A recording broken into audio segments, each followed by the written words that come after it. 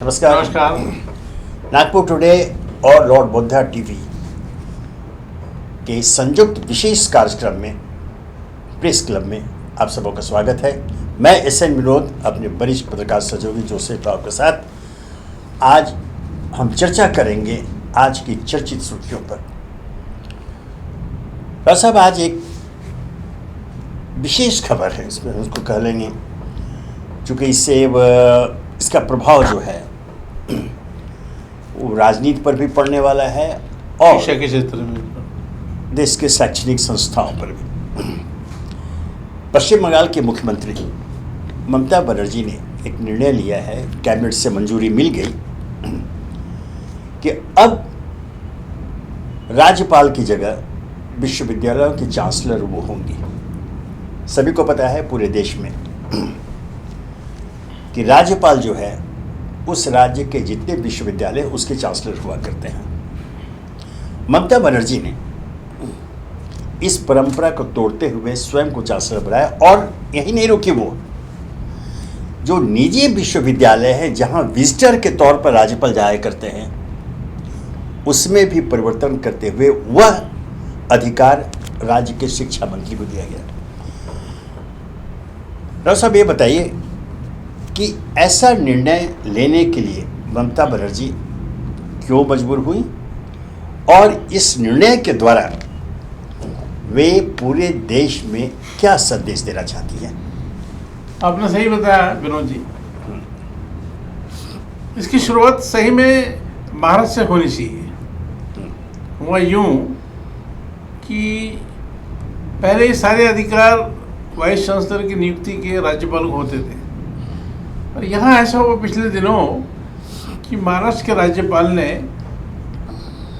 Vice chancellor की नियुक्ति कर दी, और उसकी खबर जो है कि महाविकास आघाड़ी को या राज्य के कैबिनेट को या मंत्री को, मुख्यमंत्री को या शिक्षण मंत्री को, किसी को भी नहीं हुई, किसी को भनक तक नहीं लगी। और ये बाद में देखने में आया कि राज्यपाल जो है एक तरफा निर्णय लेकर या उनको जो अधिकार है उन्होंने अपने अधिकार का उपयोग करते हुए वाइस चांसलर की धड़ाधड़ नियुक्ति कर दी।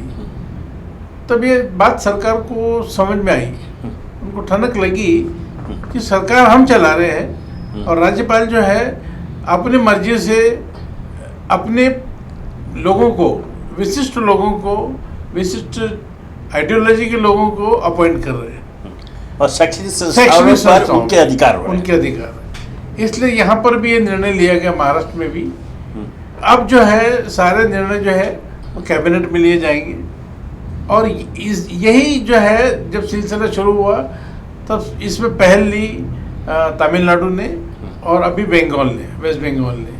ममता बनर्जी की थोड़ी चाल तेज है, वो टोरंटो की स्पीड से चलती है। जो उन्होंने नई ट्रेन चालू की थी रेलवे मंत्री रहते हुए, तो उन्होंने तुरंत ये अपना काम जो है निपटा लिया, और खुद यानी मुख्यमंत्री जो है वो खुद, आज वो है कल दूसरा भी हो सकता है, मुख्यमंत्री जो है वो इसका चांसलर रहेगा, और शिक्षण मंत्री वहाँ का जो भी हो, जो भी पार्टी का हो सकता है, वहाँ पर लेफ्ट के पार्टी के लोग फिर से आ जाए या कांग्रेस आ जाए या कोई भी आ जाए, वो उसका विजिटिंग प्रोफेसर है।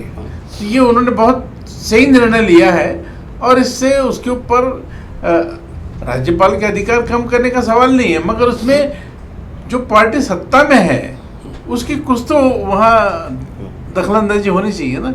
इसलिए उन्होंने जो निर्णय लिया, अब इसके बाद जो है बाकी भी और राज्यों में जहाँ गैर भाजपा शासित प्रदेश है वहाँ पर भी शायद आने वाले दिनों में इस तरह के निर्णय लिए जा सकते हैं। मुझे लगता है कि यह एक सही कदम है। सही कदम है। इससे क्या होगा कि अनावश्यक रूप से जो राज्यपाल राजभवन में बैठकर प्रदेश के सारे शिक्षण संस्थाओं को नियंत्रण में रखते थे, और वह, जैसे आपने ठीक कहा, विचारधारा की बात, वो किसी खास विचारधारा से प्रभावित लोगों की नियुक्तियां किया करते थे, अब वैसा शायद नहीं होगा। और राज्य सरकारें मुख्यमंत्री के नेतृत्व में जो राज्य हित में जो फैसले होंगे वो लिए जाएंगे, वैसे नियुक्तियां होंगी, तो इसका स्वागत किया जाना चाहिए। Yes. अब थोड़ा फिर आगे बढ़ते हैं। अभी जो हम लोग बीच में चर्चा कर रहे थे, भारतीय जनता पार्टी ने अपने दो नेताओं को, दो प्रवक्ताओं को, नूपुर शर्मा और नवीन कुमार जिंदल को हटाया हूँ।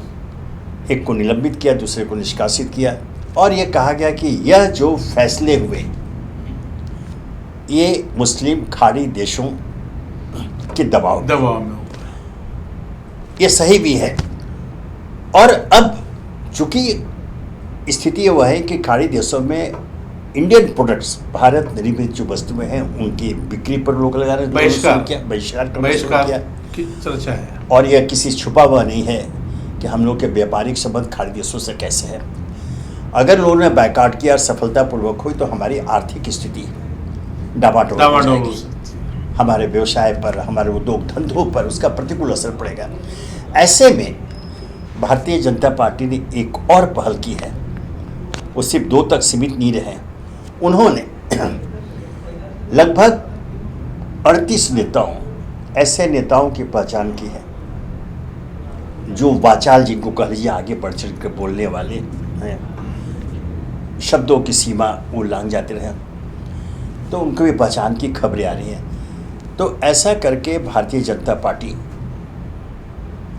किसे आश्वस्त करना चाहती है, किसे क्या संदेश देना चाहती है? देखिए, ये आपने जिस बात का जिक्र किया है इसको अंग्रेजी में डैमेज कंट्रोल कहते हैं। जी। अभी डैमेज कंट्रोल एक्सरसाइज चालू है ये। हाँ।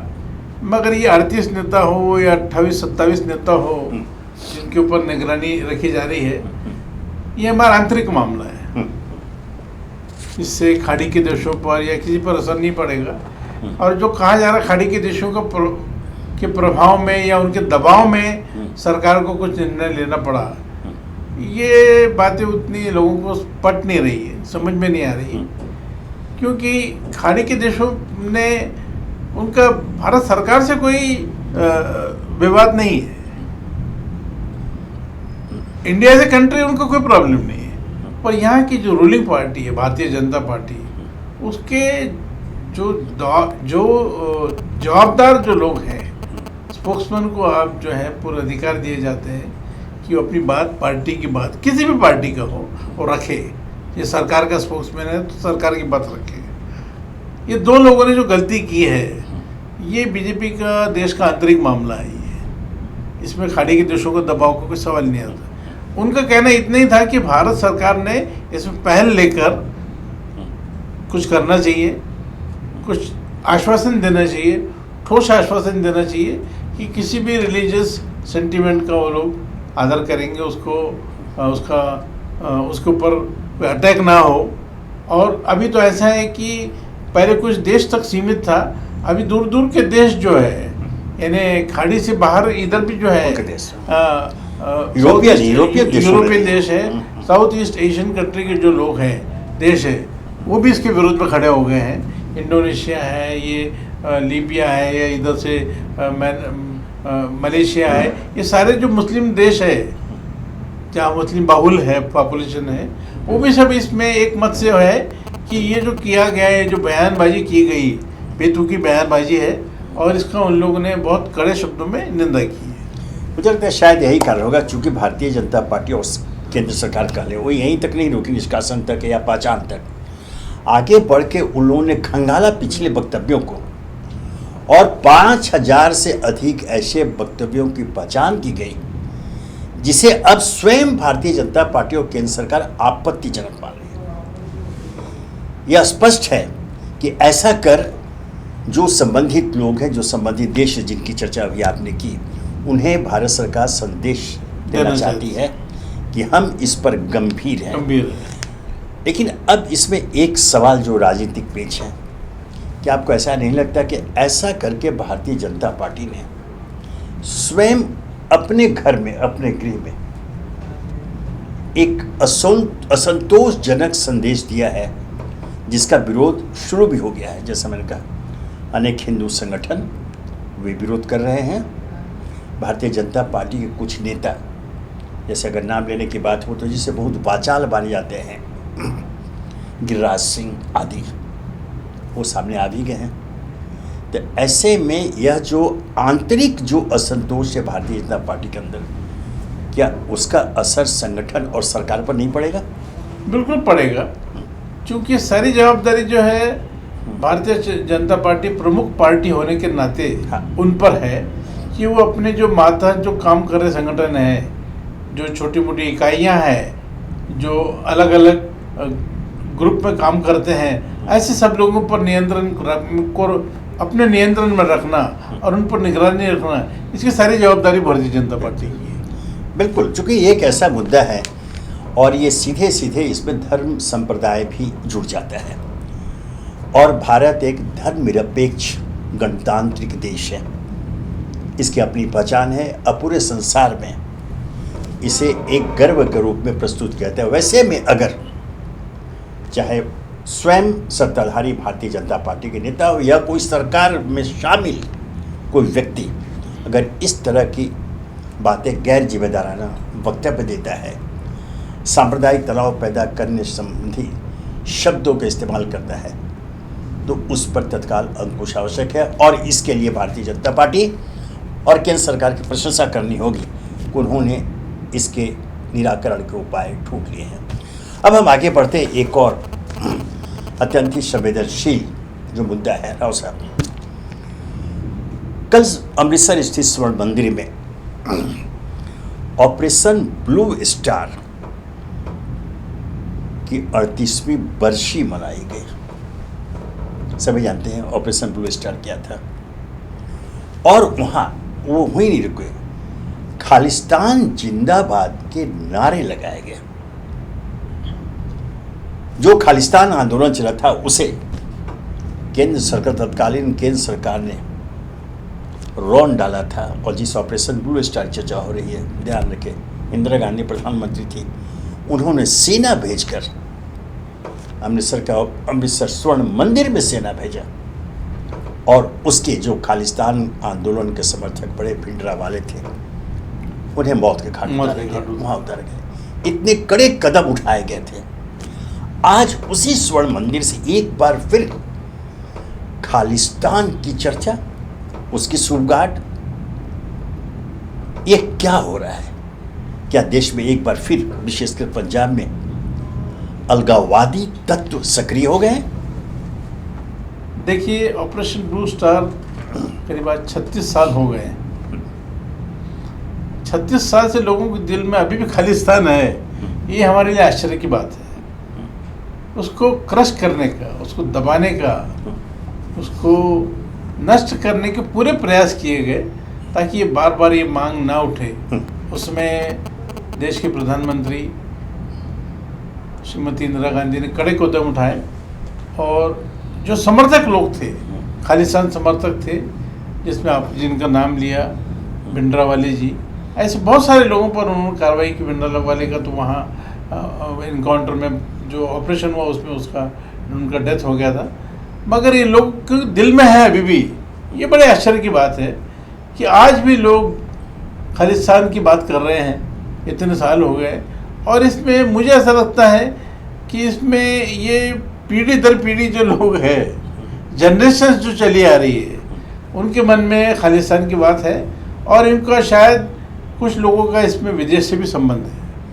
नहीं, ये जो घटना बता, लगभग जैसे आप ठीक है, लगभग 4 दशक के बाद भी अगर खालिस्तान की चर्चा होती है, कल जो मैं चर्चा कर, जो 38वीं बरसी मनाई गई, वहाँ सिर्फ खालिस्तान जिंदाबाद का नारे नहीं लगे, वहाँ जुलूस निकाला गया खालिस्तान के समर्थन में, पोस्टर, और उस जुलूस में भिंडरा वाले का पोस्टर लेकर के लोग आगे चल रहे थे और खालिस्तान जिंदाबाद के नारे लगाते। मैं समझता हूँ, और आप सहमत होंगे, आप इसको ज़्यादा विस्तार से बता पाएंगे, कि यह जो प्रवृत्ति अभी देखने को आ रही है अमृतसर में, इस पर तत्काल अंकुश लगाने, बल्कि इसे तुरंत समाप्त करने की दिशा में कदम उठाने चाहिए, आवश्यक कदम उठाए जाने चाहिए। बिल्कुल उठाए जाने चाहिए।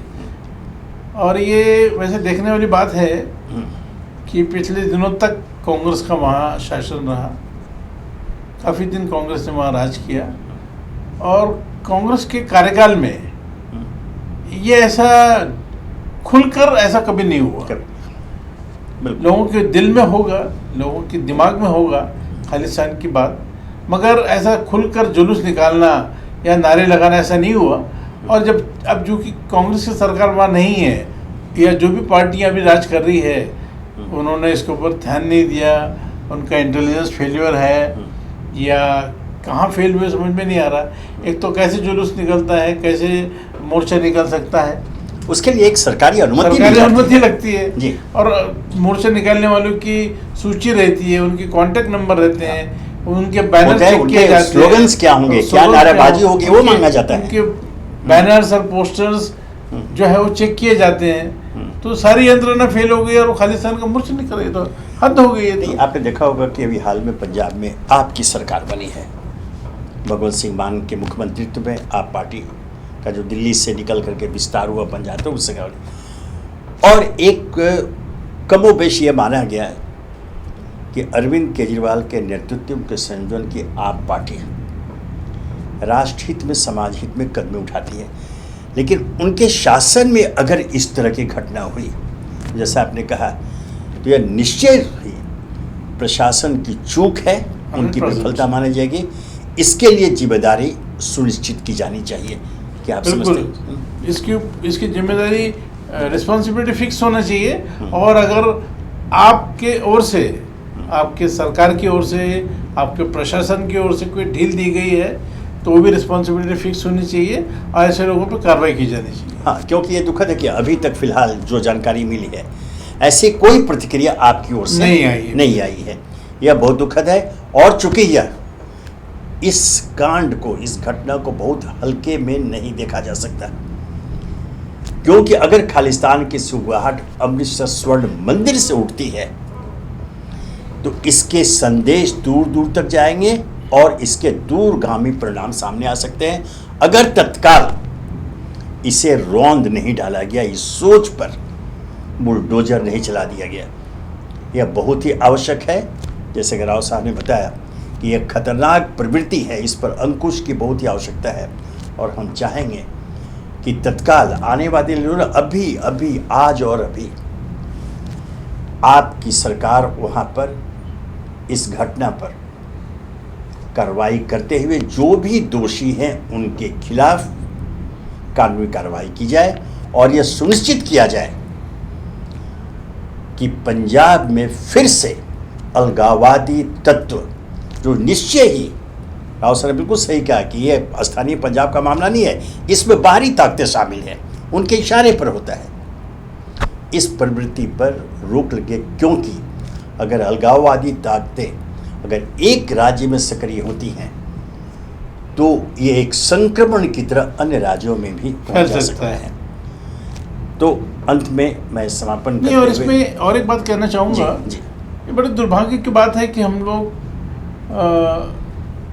कुछ लोग मतलब आज भी जो पवित्र स्थान है, मंदिर है, मस्जिद है, स्वर्ण मंदिर जैसे गुरुद्वारा है, ये और भी कोई जगह है रिलीजियस प्लेस, उसका दुरुपयोग कर देते हैं। वहाँ पूजा पाठ के अलावा ये सब चीज़ों के लिए जगह कैसे दी जाती है, उसका दुरुपयोग हो रहा है ना। आप मंदिर के बाहर एक पर्टिकुलर डिस्टेंस के बाद में कुछ भी कर सकते हैं, पर जो एरिया जो है जहाँ ये हुआ है, कोई किसी मंदिर मस्जिद परिसर के अंदर नहीं होना चाहिए। इस तरह की राजनीतिक गतिविधियां ऐसे बिल्कुल कहेंगे या समाज विरोधी गतिविधियां का अनुमति नहीं दी जानी चाहिए। जो भी प्रबंधक हैं, चाहे स्वर्ण मंदिर हो या कोई अन्य मंदिर है या कोई मस्जिद हो, वहाँ के प्रबंधकों को यह सुनिश्चित करना होगा, अन्यथा वह अराजक तत्वों, सामाजिक गैर सामाजिक तत्वों का अड्डा बन जाएगा, उनकी गतिविधियों का केंद्र बन जाएगा, जो शासन व्यवस्था, विधि व्यवस्था के लिए बहुत बड़ी चुनौती होगी। तो आज की चर्चा में हम इतना ही इसको विराम देते हैं। कल हम फिर हाजिर होंगे नई सुर्खियों के साथ चर्चा पर। तब तक हमें इजाज़त दीजिए। नमस्कार।